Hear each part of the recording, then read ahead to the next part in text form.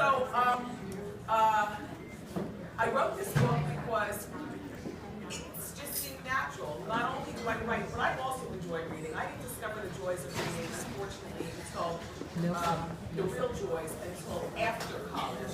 Prior to that, it was all required reading. We all read Beowulf in 8th grade, Charlotte's Web in 1st grade. But a Mice and Men. Although a Mice and Men I really didn't enjoy. I was still required. Yeah, Dante's Inferno and all that stuff. But I enjoy reading and I enjoy romance novels. Now, the two things that I like to read, I love to read advice books, and not because I take the advice from the people who are giving it. No, but sometimes when you want advice, you know the answer lies within. Because nobody truly can give you advice except for you, because you know your lifestyle. But I like to weigh in on what the experts say. I love that. Yeah, I mean, for instance, nobody asked you like that. That was good. Like how you deal with your kids, or whether you should get a divorce or not, or whatever, nobody can really tell you. But so I like advice books because they don't talk back to tell you the secrets of who you're looking for and why. But I love romance novels. Advice books and romance novels. I love them. And the seedy ones, like Jackie Collins and her sister Joan, right? It's a really good seedy one. Okay. Why do you time for this? Because look, we all in this career work a lot, right? You do 8,000 different things. Yeah. Seriously, we keep trying to write a book. Yeah. When is it happening? When you get a writing partner. And who's your writing partner? This one. Oh, you mean somebody else? She's busy. No, you have to get. Here's my thing. I've never written a book without a writing partner, and that's true. And I don't like when, because we're all moms in here pretty much. We lie to each other about a lot of stuff. We lie about how well we cook. We lie about how behaved our kids are. We lie about how we truly lost the baby weight. We lie to each other about. I mean, we lie. And when I was pregnant, I said a lot of lies, starting with, everybody breastfeeds and that. We're trying not to. Right. We're trying not to. I admit, I don't Right. I admit that, I think I'm talking See, but this is the conversation that needs to be had, so it takes the pressure off of moms or women who aren't moms but want to be that. These 23-year-old girls who think that they're going to be able to do it all. So for me, I have a writing partner, and I'll tell you what. A writing partner should not be somebody that you're friends with. A writing partner should be somebody that has written books before. Yes. They don't come back and forth from the editor. Like my girl is already in the HarperCollins family. I didn't know my girl until I was introduced to her. And then we met, and she just made it so easy. We would literally be having writing meetings in the car on the phone. Or it wasn't like hours on a Saturday or anything. I have a very fertile imagination. I love romance. I love Lifetime. You'll hear all of So you're not pretending that you do it all. No. You're not lying about doing it all. No. We would talk on the telephone. It wouldn't even be about, okay, girl, come by the office and I'll wait for you. No, girl, I've got to go home because I want to make dinner. I want to be there when my kid gets off the school bus as many times as I possibly can. So we're gonna have to talk on the telephone, and she just is really proficient in her work. And then my Facebook fans chose the title of the book based on how I described it. They also chose the artwork because I liked it. I like to No. No, in my mind it's Gabrielle Union or somebody like that. Yes. I don't paint my nails. And this is missing. And I have a fatty back. And I like a longer hair. I know. So romance was an obvious choice this time around. And it was pretty effortless to write the book because after reading enough romance novels and watching enough, tawdry TV combined with the ID channel. In the book, listen, there's murder. My main girl is Kim Kind. Kim is an assistant district attorney in New York. Now, as we know, there are several assistant district attorneys, but nevertheless, that's a very prestigious prestigious job to have. She comes from Harlem. Her mom is a prostitute and a crackhead. One normally is associated with the other because to beat the addiction, she prostitutes herself. Her father's an alcoholic, devastated because he really was just in love with her mother, devastated that the streets took her away and there was nothing he could do. Kim's brother is a sex addict. I'm still not sure that I believe in it, but listen. I was willing to do a little bit. Like Tori and Dean, like David Brown, like it was really a sex addict, or a shit bitch, younger man, fucking broke it. I'm not sure. I'll tell you what. I believe in it.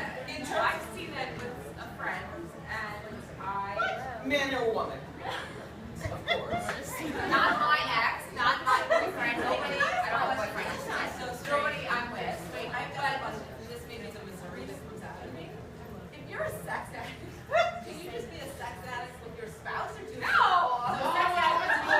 No, the problem is that, as we know, I mean, to be honest, we have other things to do besides have sex all day. Like empty the dishwasher, the whole thing to do it. Why can't they go in the other room and watch porn and lotion ads? Why do they have to, Anyway, so I did some research. I did some research. And I actually, some of the things that first of all, the brother is not a big part of this book, but we do watch him go through his therapy with sex addiction. And the way we wrote his confession was really based on an experience that I experienced while doing a little bit of research for the book. So I'm not sure that research. Yeah. Anyway, Kim is addicted to pills. Her ex-best friend / roommate ran away with her boyfriend.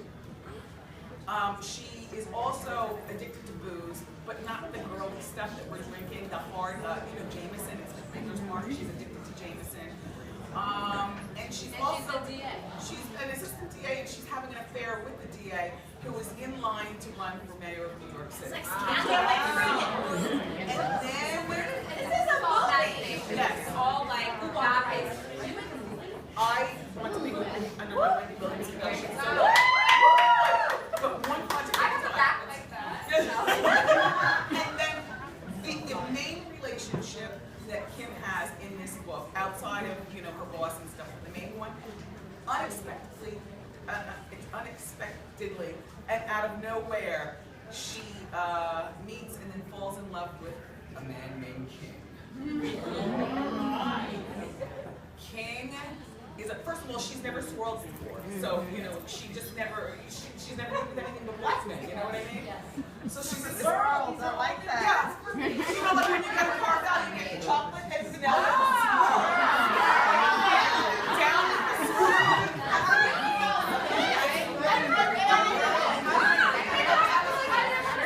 Yeah, for years, this honey cuts to the chase of interracial relationships. Swirl. Or it doesn't have to. I was scrolling recently. Say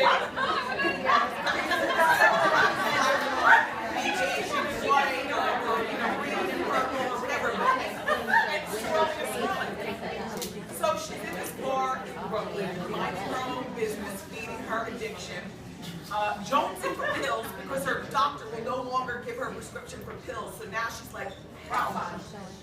And King is standing in the corner and they meet. In 4 stupid months, this girl gives up everything that she's worked hard for, including her job at the DA, for King. Now, I don't want to tell you. Don't ruin it. I don't want to tell you anything more than that, other than, do you know the Watchtower apartment over in Brooklyn? Yes. The penthouse. That's where King lives. We've always wondered who lives there. The elevator door. Oh, look, please.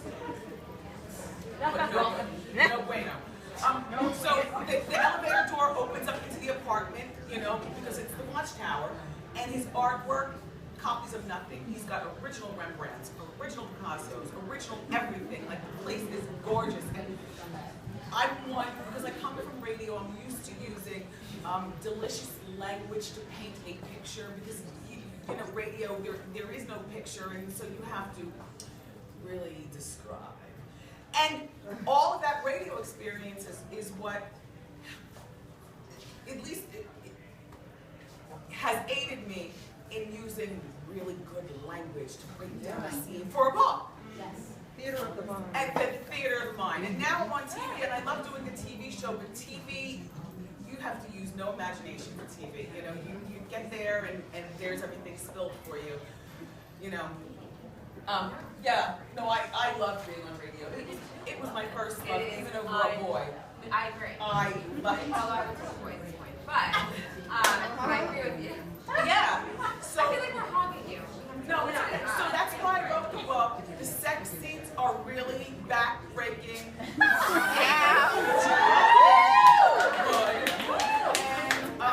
And if you ask me who I would want to play King, it would be Channing Tatum or something.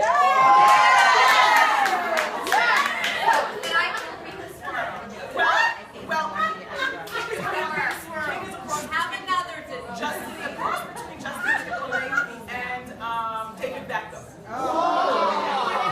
With the body, no, not David Beckham, his voice is too light. I'm not turned on. He talks, I'm not turned on. And Justin Timberlake is too, still boy next door, but he's got swag.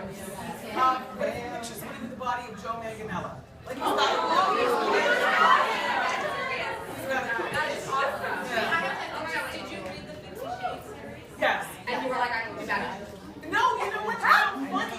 Everything that, you know, with all the promotion that I've been doing for all the attempts to get a lot of Shades Red, which I wasn't thinking of them in writing the book, nor do I believe that they've invented, you know, rough sex or sex in general. Like people, all due respect to those books, I think people are giving that series too much credit. Danielle Steele's Lucky has gotten her back broken many times in the bedroom. And there are so many people who just have been writing these books all along. What do you tell your son about this book? Mommy is any practice? No, he doesn't like to read. Like he's still doing what we did when we were 13. The Scarlet Letter. Yeah, but he doesn't care. He doesn't care. So that's why I wrote it, and that's kind of what's in it. And I would love if you guys have any questions for me regarding And the you're all book. going home. And before we go to the questions, we are going to. But for all of you guys who just walked in, I just want to point out that we did not plan this. We all picked out these outfits individually at Burlington. I just have to say, it's not like that. No, but it's cute though. Now go ahead. What's the question? What's the question? Go for it, ladies. Okay, go ahead. Stand up. Let's go. You said it's all imagination, but I know that you were on Hot 97. Did you use any celebrity scoop, like past celebrity gossip For this to book? help you with this book? No, because this No? book has nothing to do with gossip. And this book has nothing to do with me. If any of you all are familiar with my trilogy regarding Ritz Harper, who was on radio in New York at WHOT. Some of the things that she went through as a radio personality were loosely based on me. But this book, there was no part of it that was based on me, and it truly was a breath of fresh air to create a character, you know. And there are no celebrities involved in the book. Like she's never in a restaurant, and you know, Channing Tatum walking, nothing like that. And like any habits, you know, like from celebrities, the drinking of drugs, you know. No, you know what I chose them from? I ripped them like right from the headlines. You know, everybody seems to be on a pill these days, and I don't mean that in a positive way. I mean that in a negative way. You know, the kids are popping pills. You know, the housewives are taking pills. People are taking pills to get through the day. People are taking pills to get over anxiety. It's very, very sad. But it just seems like, you know, drugs like cocaine and weed are so 1990s. And if you're going to make somebody have an addiction, it needs to be something realistic. Kim is like many women. She drinks too much. And you know what I'm saying?